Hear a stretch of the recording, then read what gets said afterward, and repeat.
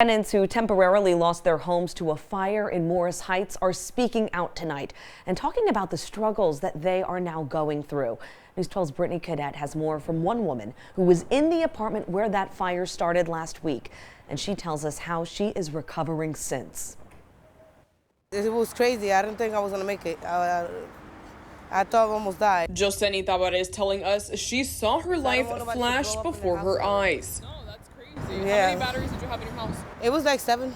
Me and my husband is in the bathtub. He hears some sparkling coming out, like a noise. So he goes check it out, and the house is already cutting on fire. Joseni Tabarez was inside of the apartment at the time of the fire, and she tells us that she heard sparks of fire, and that was when her husband immediately started to try and put the fire out by throwing water, and this is when all of the other batteries inside of the home also caught on fire. So the smoke or everything's going right to me in the bathroom. So it was like just fire and smoke coming to me. Tabarez tells us she is 7 months pregnant and she never thought that she would have to fight for the life of her baby so early on. And on top of all of this, she tells us she has some injuries while she ran to save her life. I ran through the fire and then I kept falling everywhere because I couldn't see. So I got like a bunch of like bruises and cuts in my body and burns.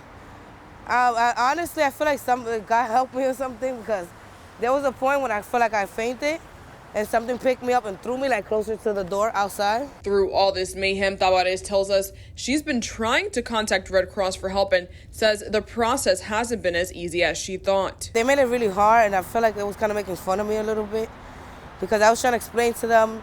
I did everything they asked for. You know, they told me to speak to the management so they could come in. I did that. I reached the management. All they had to do was come with their team and do what they have to do, which is go inside the apartment and look around.